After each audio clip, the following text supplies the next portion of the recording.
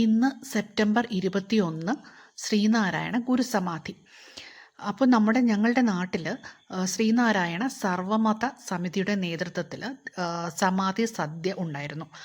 അപ്പോൾ ആ പേര് ശ്രദ്ധിക്കണം, സർവമത സമിതി.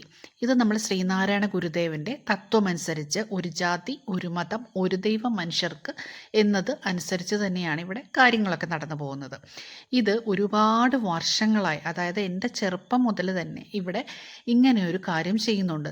സമാധിക്ക് അന്ന് വളരെ പണ്ട് പായസം മാത്രമായിരുന്നു. പിന്നീട് ഇപ്പോൾ നാട് വികസിക്കുന്നതനുസരിച്ച് കാര്യങ്ങളൊക്കെ വികസിച്ച് തുടങ്ങി. ഇപ്പോൾ പായസമടക്കം സദ്യയാണ് വിളമ്പുന്നത്.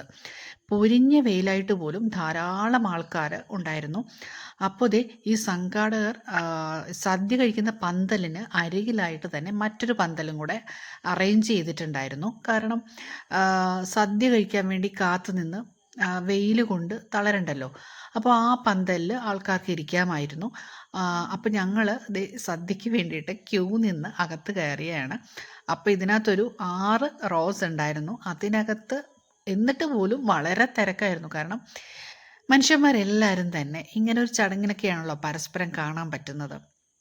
ശരിക്കും പറഞ്ഞാൽ നമ്മളൊരു ഗ്രാമത്തിലോ നഗരത്തിലോ എവിടെയാണെങ്കിലും മനുഷ്യർക്ക് പരസ്പരം കാണാൻ പറ്റുന്ന കാര്യങ്ങളെന്ന് പറഞ്ഞാൽ ഇതുപോലുള്ള ചടങ്ങുകളും ഉത്സവങ്ങളും അങ്ങനെയുള്ള കാര്യങ്ങളിലാണല്ലോ നമുക്ക് കാണാൻ പറ്റുക.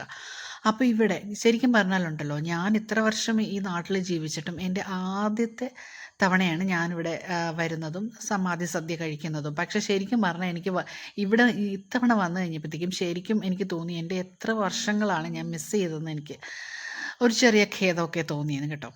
പിന്നെ ഇതിനകത്ത് സെർവ് ചെയ്യാൻ വേണ്ടിയിട്ട് ഒരുപാട് ചെറുപ്പക്കാർ, ഒരുപാട് പേര് അവർ കൈയും മെയ്യും മറന്ന് അധ്വാനിക്കുന്നുണ്ടായിരുന്നു എന്ന് വേണം പറയാനായിട്ട്. വളരെ പെട്ടെന്നാണ് അവർ കഴിച്ചു കഴിഞ്ഞ ആൾക്കാർ എഴുന്നേൽക്കുമ്പോൾ ആ ഷീറ്റ് മാറ്റുന്നതും പുതിയത് വിരിക്കുന്നതും ഇലയിടുന്നതും തൊടുകറികളും അച്ചാറും സദ്യയും ചോറും എല്ലാം പായസമടക്കം എല്ലാം വിളമ്പുന്നതൊക്കെ വളരെ വളരെ വളരെ ഫാസ്റ്റായിട്ടായിരുന്നു. അതൊക്കെ എത്ര അപ്രീഷിയേറ്റ് ചെയ്താലും മതിയാവാത്ത കാര്യങ്ങളാണ്. പിന്നെ കഴിച്ച ഉടനെ എങ്ങനെയാണ് ചാടിക്കയറി പോകുന്നത് എന്ന് കരുതിയിട്ട് ഞങ്ങൾ കുറച്ച് നേരം പുറത്ത് ഞാൻ പറഞ്ഞില്ലേ ഒരുക്കിയിട്ടുള്ള ആ പന്തലിൽ ഞങ്ങൾ കുറച്ച് സമയം ഇരുന്നു.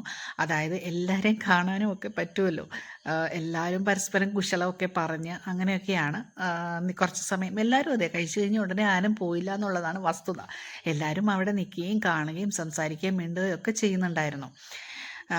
അതേപോലെ തന്നെ ഇത്ര പൊരിഞ്ഞ വെയിലായിട്ടും ആളുകളൊക്കെ അതിനകത്ത് പങ്കെടുത്തു എന്നുള്ളതും ഒരു വലിയ കാര്യം തന്നെയാണ്. അപ്പോൾ ഞങ്ങളും കുറച്ച് സമയം നിന്നു. അത് കഴിഞ്ഞിട്ട് എന്തായാലും അടുത്ത വർഷം വീണ്ടും വരണം എന്നൊക്കെയുള്ള കാര്യങ്ങൾ മനസ്സിൽ വിചാരിച്ചുകൊണ്ടാണ് നമ്മൾ പോയത് തിരിച്ച്.